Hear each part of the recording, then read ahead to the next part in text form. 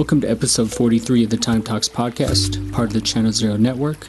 This month I had the pleasure of speaking to Brandon LaBelle. Brandon is a musician, poet, artist, writer, author, and theorist who works with questions of agency, sound culture, and voice. LaBelle is a professor at the Art Academy at the University of Bergen, Norway. Brandon's latest book is Acoustic Justice, Listening, Performativity, and the Work of Reorientation. Some of Brandon's other books are Sonic Agency, Lexicon of the Mouth, Acoustic Territories, and Background Noise. In this episode, LaBelle discusses autonomy, sonic imagination, listening, acoustic justice, bioacoustics, Audism, and anarchism. I want to give a special thanks to Carla Bergman for connecting me to Brandon for this interview. Thanks to Awareness for the music, and here's a brief jingle from a fellow Channel Zero Network member. Ransom notes. Anarchist and anti-authoritarian music podcast. That's going to come out every month. Ransom what? Ransom notes. Ransom notes. So what's your ultimate goal, I guess, in this? We out for the rising up against the oppressor. The attitude that you see in hip-hop. Let me give you a sample of some of the lyrics that had some of the older ladies among the stockholders white with dismay. Go to ransomnotes.libsyn.com or get them from the Channel Zero Network. Brandon, I'd like to start in 1983, but we don't have to stay there. And you grew up in California and went to Margate Intermediate School, and you were wearing your Doors shirt. And I was wondering how you were interacting with sound at this time, and when was a transformational moment or process when you started thinking critically about society, ideology, sound, or listening? Okay, yeah, that takes us back. Yeah, no, that actually is a nice way to begin and a nice question, because I just returned from Denmark, where I was participating in a sound art biennial on the West Coast. And for that project, I actually worked with a group of teenagers. And through interacting with them, we basically opened a music club in an empty warehouse near the harbor area of the city. And the project really was about reflecting upon teenage life and reflecting upon how important music culture is to those teenage years. And so actually the project really led me to a lot of memories in terms of thinking about, being a young teenager and starting to play drums when I was 13, 14, and playing with, a group of friends and forming a band at that time, and how important that was just in terms of, not only sort of helping me, become a certain kind of subject or an identity, but also to carve out a sort of autonomous space outside of the family, outside of school, in which myself and my friends, worked at a kind of creative activity that became so much more than just music, but became also about relationships. It became very transformative in terms of really allowing us to express ourselves in a new way, and to kind of, find a sense of freedom, I guess, defined by ourselves and defined by this kind of sonic musical practice, which clearly also became something very social. So as a band, we immediately started playing at parties and playing at, different dance events. And I think for myself, what was so important, as well as all that sort of sense of friendships and relationships, was also that realizing the power of sound as a social medium. And as a drummer, this becomes very palpable and very direct in terms of making people move, and the ways in which rhythm and drumming really energize a space and really change the way people are behaving together, and bring them into this kind of sonic imaginary space, something that, is there in an environment, in a space, but it it opens up a totally another way of being in that space. So these years of 1983, 1984 was, I guess, when all of that was starting. And certainly that led me into, again, sort of realizing, sound is a very special kind of medium and a special kind of force. Awesome. Thank you for sharing that story.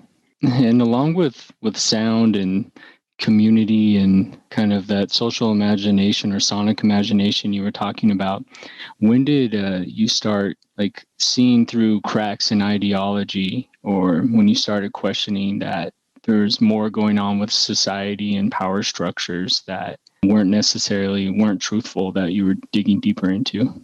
I guess probably, staying with this time period, staying with these early experiences, I think one thing that immediately happened, and this is, of course, maybe a very typical story of being a young teenager, once we started to experience something defined by ourselves in terms of the band and in terms of our music and how people gathered around that music, made me realize there was another way of being in the world, another way, another kind of social formation, another way of being together, again, that was quite different from, being in the family, being in school, and to realize that we could create something, we could create something.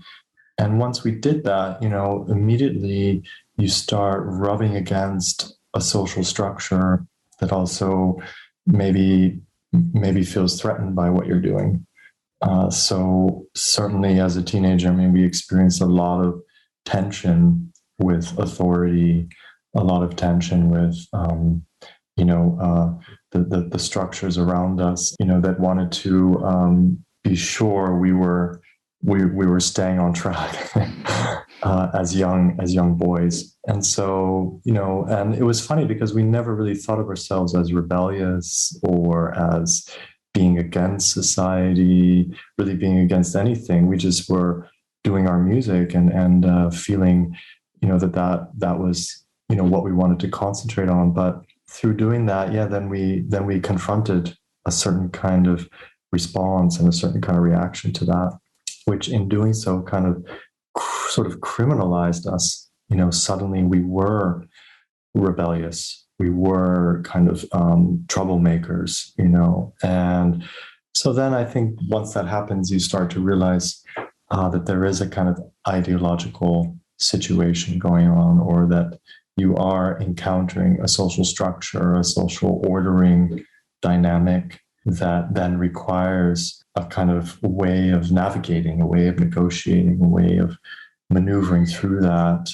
And I think being an artist really helped me do that, or it kind of, became a path for staying with what I felt was really important in terms of a kind of creative position, and finding the vocabulary, finding the tools, the knowledges that could help me along the way in terms of staying with that, staying with or negotiating those frictions. Oh, I love that answer. Yeah, it's really surprising when there's just even a small aberration, how state and power structures will push back quite quickly when you're not going with dominant tonalities, as to use one of your terms. Then it exposes larger gashes in the systems and things. So I like that. Very true, Chris. Very true. You've been opening my mind more and more with your reading, so thank you for the work you do. I wanted to stay on kind of that topic of concerts or performing, and this may relate to your early concerts when in the 80s to conferences and stuff that you do now. And it was kind of a feeling of an ecology of feeling and vibes, like how sound vibrates us at concerts. I was wondering, can you talk on how that's a communal experience? Because I feel there's a circuitry as an artist when I perform. I've been a rapper for probably about 15 years, and I've definitely performed for lots of floorboards and dust bunnies all around the country. And when I do that, I'll feel drained. depressed and hopeless sometimes after performing. But in front of a large crowd, we've opened up for big artists and a sold out crowd, and they're really loving the music. There's a circuit, and we're all energized after that. And I was wondering if you could speak to that and with your studies and your experiences.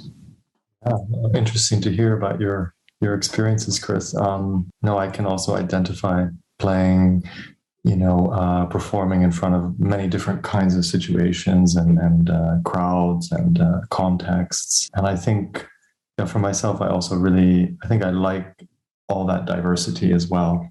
From the empty club to the to the packed club, and maybe in a way also moving from starting off very much as a musician, as a drummer, and then moving more into art and moving more into being a sound artist or an experimental musician was also a little bit about feeling that I felt more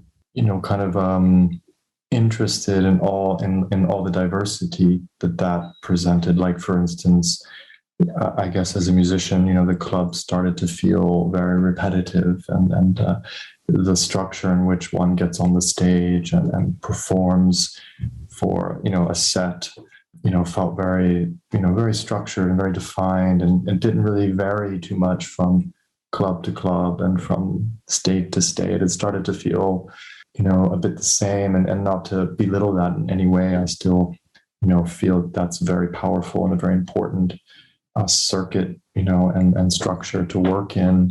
But moving into being an artist, I felt maybe more along these lines of ecology, as you point out, which is to say that there's many different kinds of elements that are active within an artistic situation. For instance, that working in an array of kind of spaces or environments or contexts in which the encounter with others is much more varied, I felt. So being able to kind of like, maybe even as you say, from concerts to conferences and all the in-between kinds of things that can happen has been certainly a focus for me, and to sort of cultivate and craft sort of hybrid practice across artistic and academic work, and from research to material practices, from the institution to the non-institution.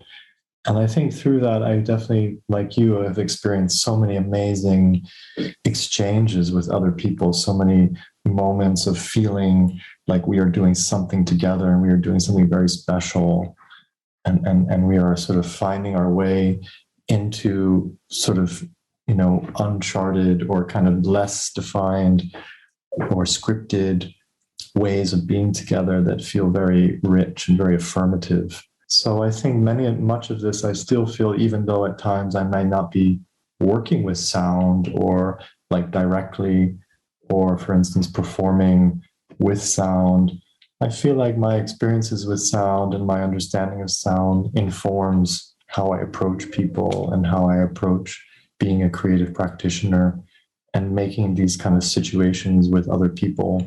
I think sound and listening really helped me aim for those kind of ecologies that you're speaking about in terms of nurturing and facilitating and fostering social formations that can be transformative.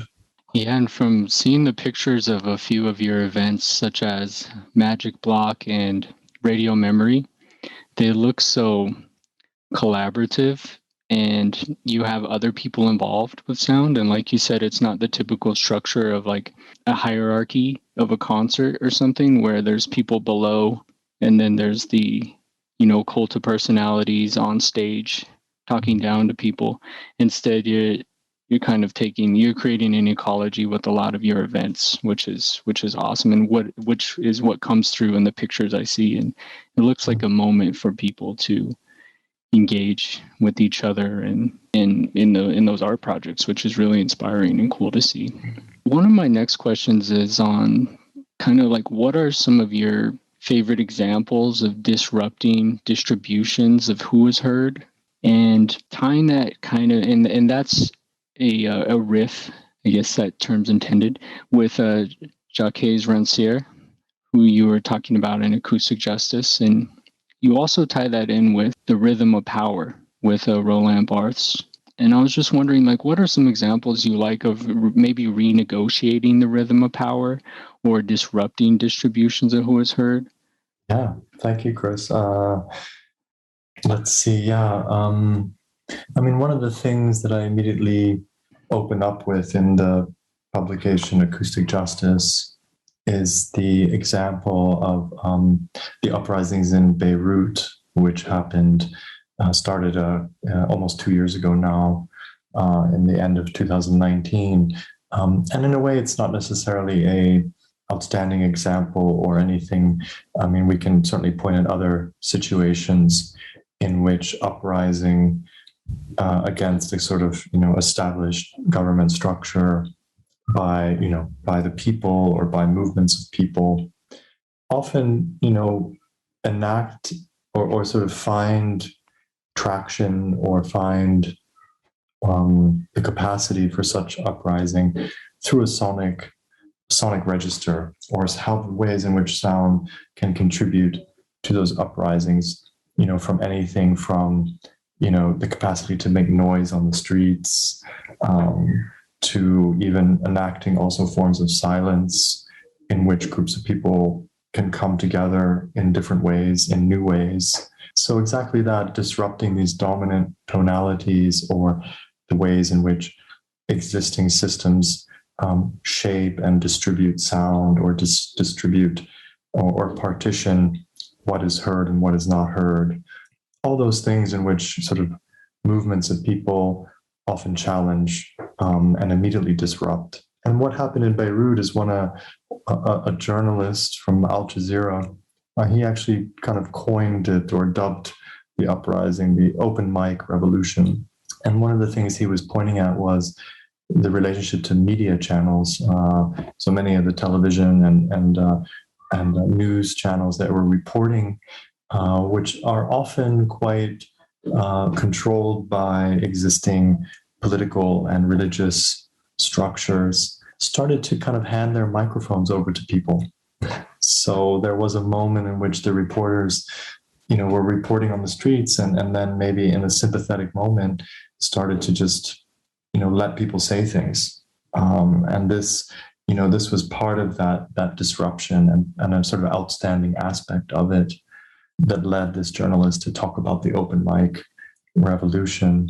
And that's clearly a kind of example of the importance or the ways in which interrupting or intervening within existing tonalities or distributions of the herd really, in a way, also contribute to social movements and contribute to people feeling a sense of agency or the capacity to intervene within an existing situation. So this can also maybe be complemented with another example. I was always very struck by within the situation in Istanbul, for instance, in 2014, if I remember, the Taksim Square uprisings and occupations in Istanbul. There was a performance artist, Erdem Gündüz, I believe his name is Erdem Gündüz, who in response, he started standing in the square silently. So suddenly this man appeared standing, facing the Ataturk Cultural Center and doing nothing, standing silently. And people were occupying the square. There was this protest going on. There was a lot of activity. And suddenly people started to notice this single individual standing. And it quickly caught on and people started to copy him. So suddenly, this silent gesture really, kind of had an amazing sort of effect. And suddenly there was these demonstrations happening of groups of people standing silently facing government buildings, facing civic spaces and environments. And, so this kind of silence that was so charged and so, without even saying anything, became meaningful. I find also to be, a disruption that, as you say, also can be thought as something that counters the rhythms of power. If you think of the rhythms in which things are also structured or maintained, but also the rhythms of protest that often, are very loud, that often are very outspoken, that are very much about speaking out and being heard. I really appreciated this gesture and what it led to in terms of opening up a completely different way of understanding power or ways of countering power that became extremely effective. Oh, thanks for sharing those examples. And I really liked the open mic revolution that you wrote about. And it made me think about, on one end, kind of reminded me of Stud Terkel's work, just interviewing in the book Working, where he just interviewed like working people, and it really showed how a lot of people were radical and desired freedom. And it also made me think about the filmographer and artist Arthur Jaffa, who talks about the violence of the camera and how when the lens is on someone, they can see it and it changes them and it can freeze some people. And it made me think about the nuance of the microphone in the open mic revolution, and how the microphone can be something that can be very violent, and it can also be cathartic. And it also has the opportunity to ask questions and invite listening and healing. I was wondering if you had any thoughts on the nuance of the microphone. Yeah, it's nice for sure to think about that. Just this past week, I was in Norway, where I'm teaching at the university in Bergen, and I was running an evening series of evening sessions called the Pirate Academy, which I started this semester and will continue. And at the Pirate Academy, we really tried to experiment with ways of teaching, ways of interacting with students and bringing in different forms of practice, different guests to give input. And one of the guests that I invited, Karen Werner, who is an artist and a PhD student at Bergen, is working with radio. So she's very dedicated to forms of community radio, forms of pirate radio, forms of micro radio. So really using radio as an artistic and also communal practice or medium. And for her presentation, we were in an auditorium kind of seminar room, and she basically set up a transmitter. We sort of made a radio station in the auditorium, had a table with 4 microphones and a transmitter, and then some radios in the room and also out of the room in the hallway. And basically just turned the transmitter on and invited students to sit at the table and test it out, just come into the space of radio and speak into the microphone and put on headphones so they could hear their own voice and they could hear the voice of the other people speaking. And it was kind of an amazing transformation, that happened. Suddenly this radio space really opened up, even though, we were all just in the same room and, students, we had just been kind of talking beforehand. But once they sort of came to the microphone and entered this kind of structure, another kind of conversation started to emerge. It was really actually surprising and totally unexpected. The students, they started talking about lots of things, and it became extremely on one hand, it was sort of became a bit confessional, with students really speaking about things that are really troubling them, things they're wondering about life and about gender roles and about their experience as a student. And then it opened up into, other kinds of reflections about what they could do as an artist in their life. And it also became very funny. And there was moments where they just started also playing music and laughing and it was just kind of great to see the way they're energized and how the microphone, really opened up another way of thinking and being together and talking together. That it was really quite clear to see how this, in this case, this radio system really kind of changed their sense about themselves, and also maybe also brought in a kind of intensity around speaking, that really they had something to say, and that they were saying it to each other, and they were being heard, and they were really getting involved in dialogue. So I think on some hand, maybe this is an aspect of the microphone. When the microphone is suddenly there, I mean, as you say, it can be violent, it can be invasive, but it sort of also invites or kind of requests a kind of engagement and a kind of maybe reflection and a seriousness maybe about what it is we say. So this kind of maybe could be something to think about. Yeah, I really like that intentionality that the transmitter created. And there was one part that you wrote about on transmission, and you say transmission, in short, is a deeply complex process of imagining otherwise. And I think that really fits into that story you were sharing. So thank you. Yeah, thank you. This next question is about bioacoustics and climate catastrophe. And I wanted to quote a part of that you wrote from Sights of Sound. And you say, the street as a space haunts the very buildings which reside on its edge, for the street is unpredictable, existing as a possible chaos, and order always in the process of undermining itself. And to put this into context, I was thinking about the recent floods from Louisiana to New York and Philly from Hurricane Ida. And there was this really visceral image in Philly of the highways being turned into canals of water that were 13 feet high.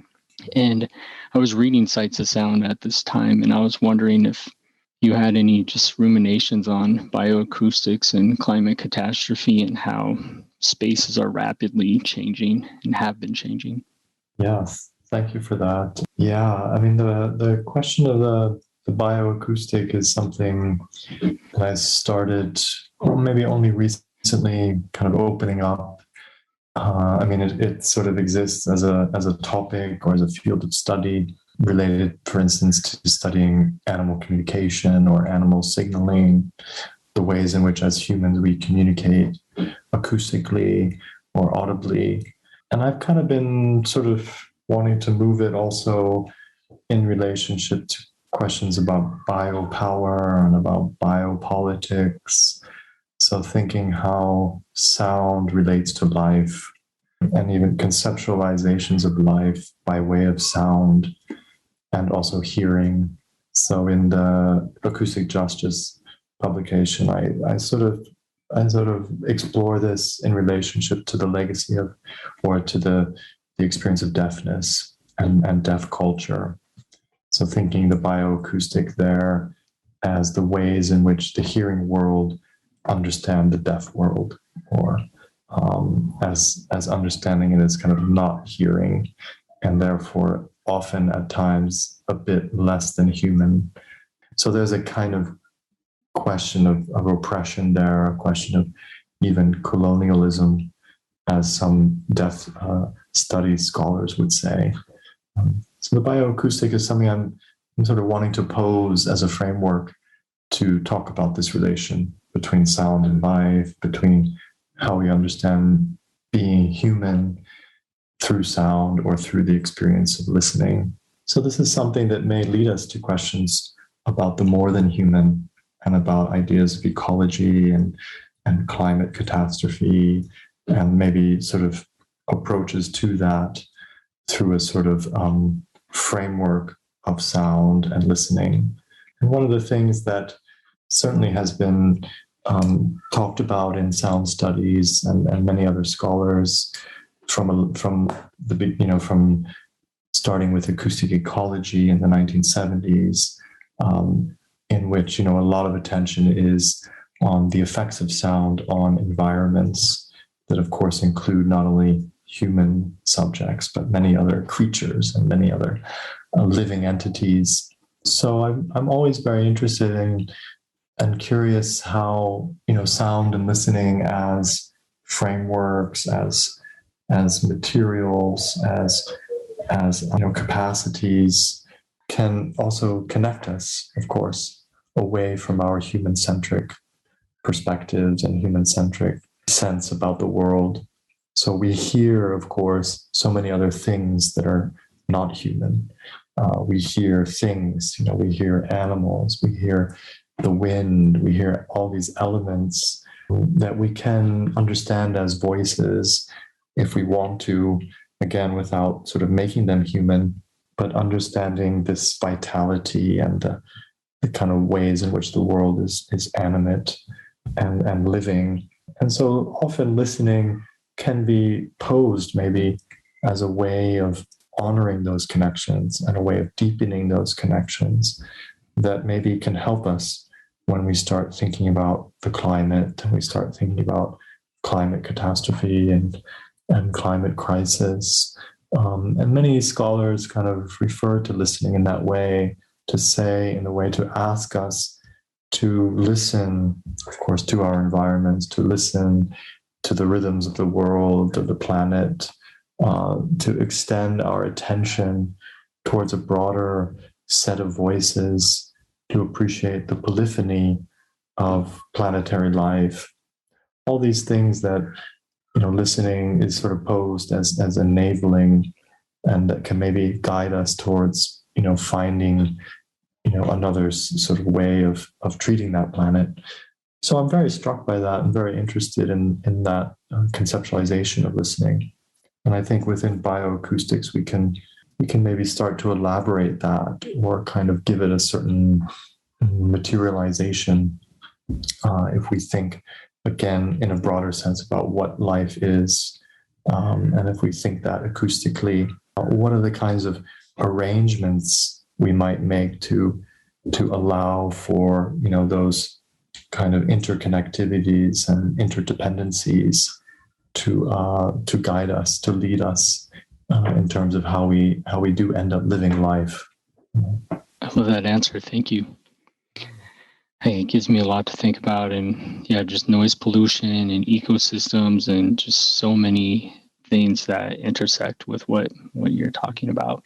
And the next question, I wanted to talk about your chapter, Deaf Attention, since you already touched on this. And you had mentioned Patty Ladd on colonialism and how it's at work with histories of deafness, for example, with governments calling sign and non-language, and just the horrible history of the treatment of those communities and still bad treatment of those communities. And you mentioned in Acoustic Justice how untethering hearing from the ableness of an ideal listener. I was wondering if you could talk more about Audism and audio supremacy. And since this is a podcast, one way I've been working to fight against the Audism of a podcast is having transcripts of the episodes. And I was wondering if you could speak of other ways sound is articulated, as you mentioned, through feeling, movement, and visualization. Yeah, no, thanks. This is, of course, a really important topic. And I think for myself, I really tried to address it within the Acoustic Justice Project.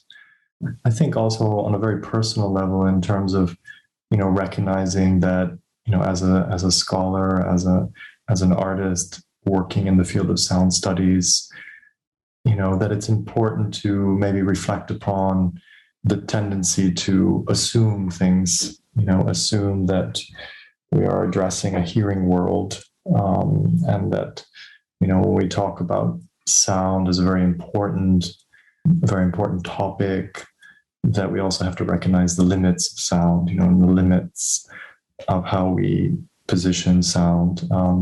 So I think I wanted to intentionally a little bit upset and complicate my own thinking, my own assumptions. And so that was a really important research and writing to kind of try to follow and get further into deaf studies, scholarship, and to learn from it.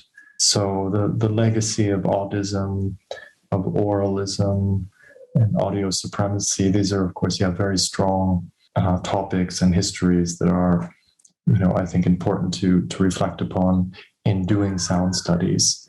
And I think it helps, complicate again that story what sound offers us and how we also understand what it means to hear. So exactly that, kind of, in getting into deaf studies and sort of following many of the researchers there, it became quite apparent and clear that hearing, can be conceptualized in different ways. So rather than understand deafness as being without sound, this is actually not true at all.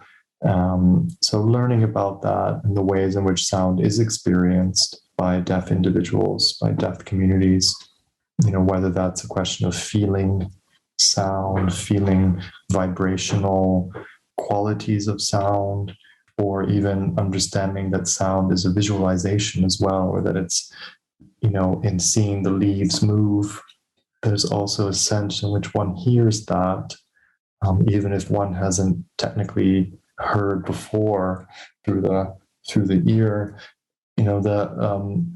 Many deaf scholars and individuals will speak about this, or will refer to this sense in which listening is very present in terms of what they see, even in terms of communicating across a room, for instance.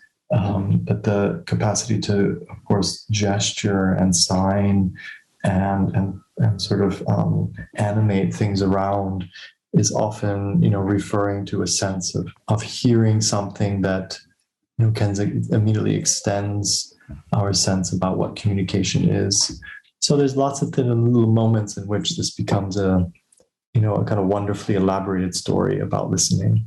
And there's one artist that I mention in the chapter, Christine Sun Kim, who is an American artist but based here in Berlin. She's a deaf artist, and she's been working with sound specifically in a way to also challenge and sort of interrupt a little bit the field of sound art and sound practices by introducing this deaf perspective.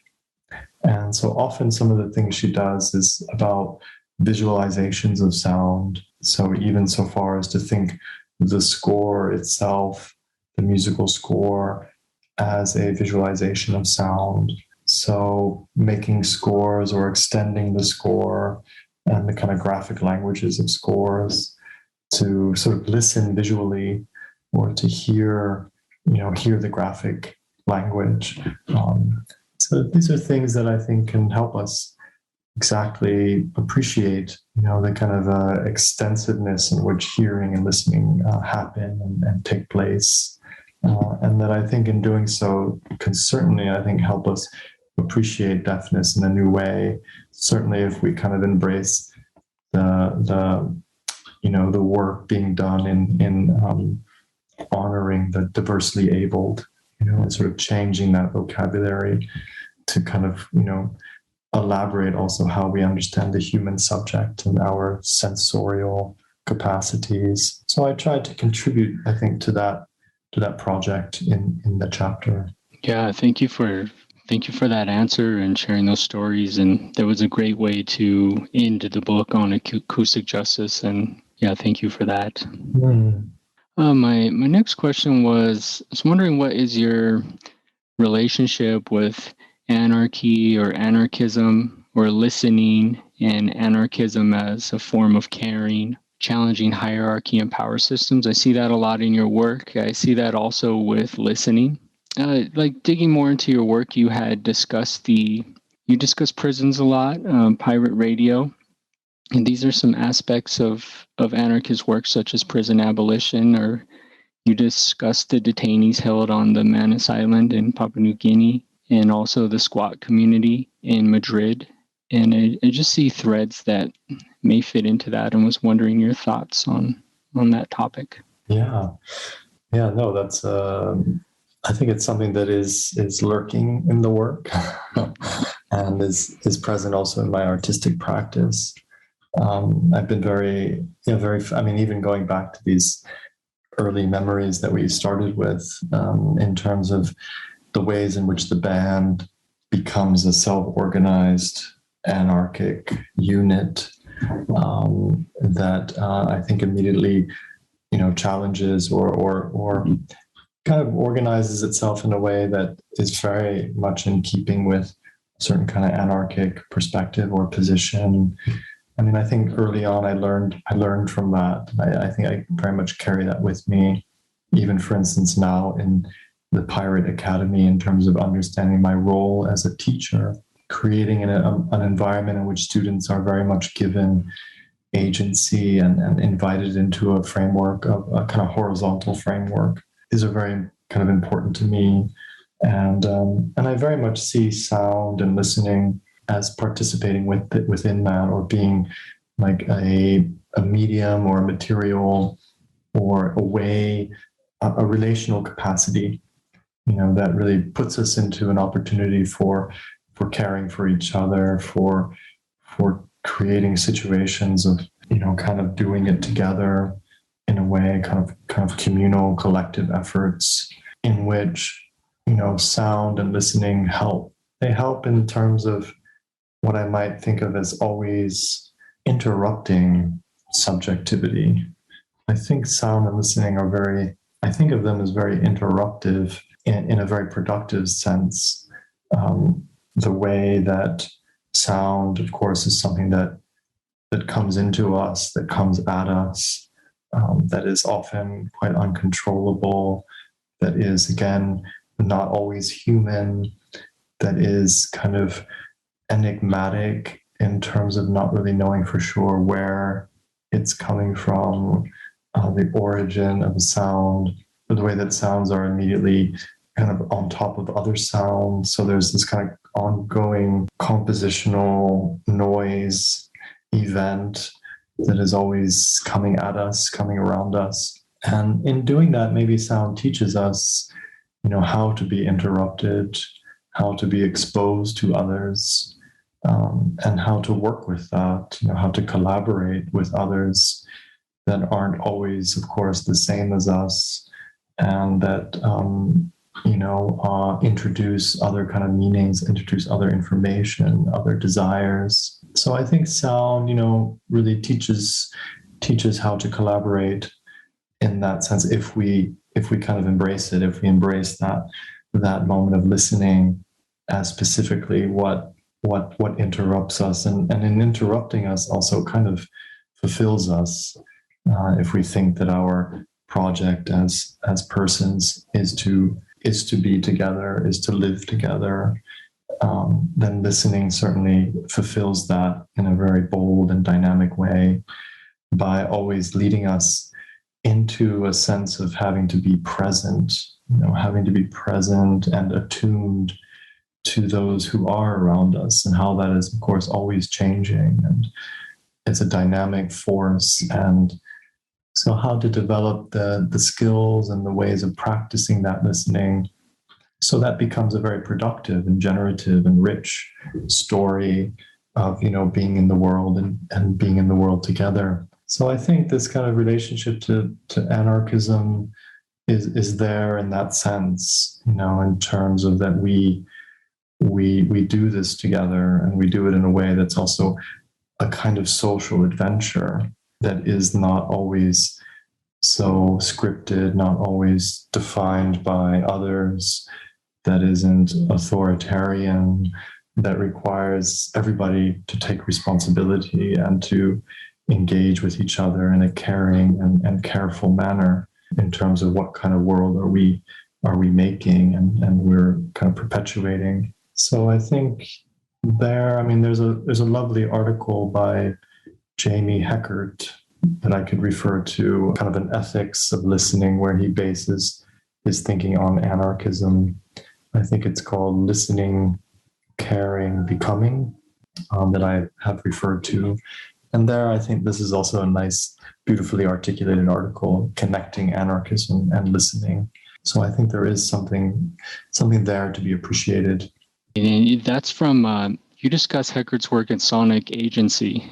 Is that correct? In that book? That's correct. Yes, that's right. Yeah, that's a great work. So thanks. That's where I heard about Heckert's work too. Mm-hmm. Yeah.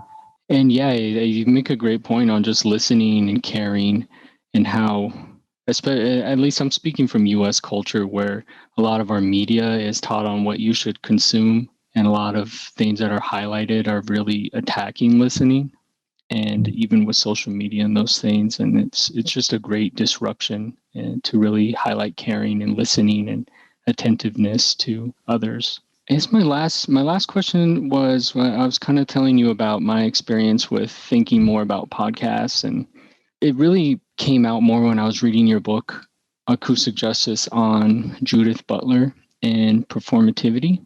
And I was hanging around some social media influencers, and I had noticed that they really weren't asking other people questions or talking to them. And then as soon as they went live on their Instagram live, they started talking to all their followers, like, hey, how's everyone doing?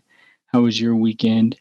And it made me think about kind of that mixed with podcasts on, are we creating a form of like performative listening?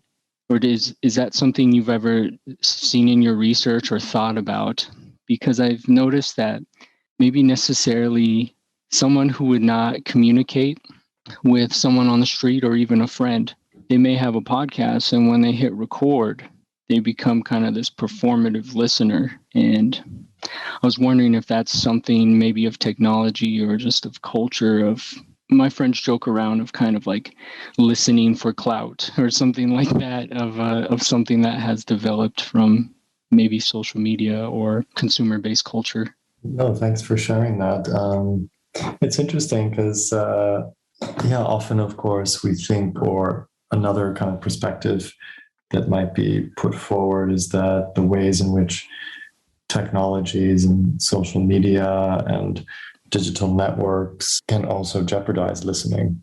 There's also this kind of argument or perspective that, if we're always tapping away on our phones or always connected to some network, we're sort of losing our immediate engagement with who is around us, and being present in the spaces that we inhabit in real life, or these kind of like perspectives. So it's interesting and nice to hear you kind of position listening within the framework of social media, and to kind of appreciate that as an arena in which listening is performing, and people are speaking and listening to each other. So I take that as a positive view, that it's all not falling apart around us.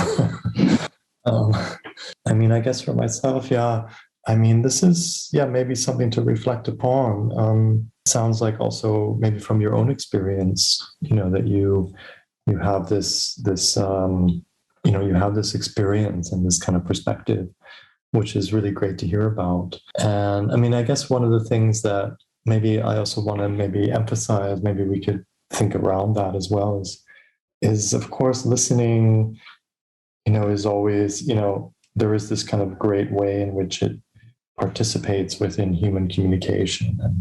And, as we've talked about, it's so vital to, to engaging with each other and to learning from each other. And, if we think also anything from friendships to diplomacy, the importance of listening. And then, at the same time, I'm also really, really fascinated and interested, and think it's so important to appreciate how listening, going back to this understanding of interruption. And this also relates a little bit to the mention that you were mentioning, transmission earlier, how listening also, we encounter the strange, through listening, and through sound also delivers the inhuman, and it delivers this kind of imaginary space of alien life, or all these ways in which sound also delivers the unrecognizable, and that which also interrupts communication. So of course noise. So I think this is also to be appreciated and inserted into the equation, or into the discussion of sound and listening and human communication, to also appreciate that aspect. And this is something maybe that radio and early communication technologies brought with it was this relationship to static, this relationship to noise. And, we know that story of like, what's the ghost in the machine, like what's occupying the media channels. And maybe within this space of social media and space of maybe podcasts as well, I mean, maybe it's interesting and important to maybe hang on a little bit to noise, to hang on a little bit to the alien interruption that comes in and ghosts the machine, that it isn't all sort of so clear and communicative. I mean, maybe this is an element. And for instance, we could think, one of the things that I'm a bit critical about or kind of worried about sometimes is the smoothness of our technologies. Everything, it's so liquid and can be so smooth, and it makes this feeling that it's all so easy and accessible. And maybe earlier technologies had a certain kind of, there was this, there is this glitch or this moment of breakdown, or the circuit doesn't quite work, or transmission is broken, or there is this material friction that keeps us close to the texture of the real, if I don't sound too old-fashioned, and reminds us that we are bodies, that this computer in front of me is material that someone made, and it comes from the land. It is mineral, and the smoothness. I think I worry about this smoothness, and so again, maybe this interruption, this noise, this moment of breakdown, or can help us stay connected to materiality. These are just some thoughts that come to mind. I love that. Yeah, I've always wished that during like a Zoom call, there would be some of that rainbow tracking of like a VHS just randomly on someone. Or my friend who's a sound engineer, he always puts like a grungelizer on stuff, or a vinyl hiss plugin on like really clean vocals, because he wants it to sound like a little grungy, a little wrong. And it does, it makes you comforted by that buzz or that humming sometimes. It's true. Maybe this dirtiness. Again, maybe that dirt, we need dirt. Yeah, like the earth forcing its way into this clean technology back to remind us. Yes. Now you're kind of between things, down the hall a bit, kind of walking, wandering, going in and out of rooms, looking at the show, and then you're in this hallway, kind of between everything. There's a couple monitors on the wall, things to look at, things to listen to. Then again, another window, looking out into the back of the space, into the back garden, down below.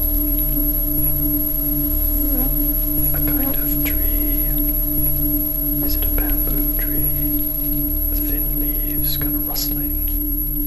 You can't hear it, but it's there. You think about the sound. The wind blowing, the little leaves moving, how they touch each other. You think of this here in this hallway, kind of midway between things.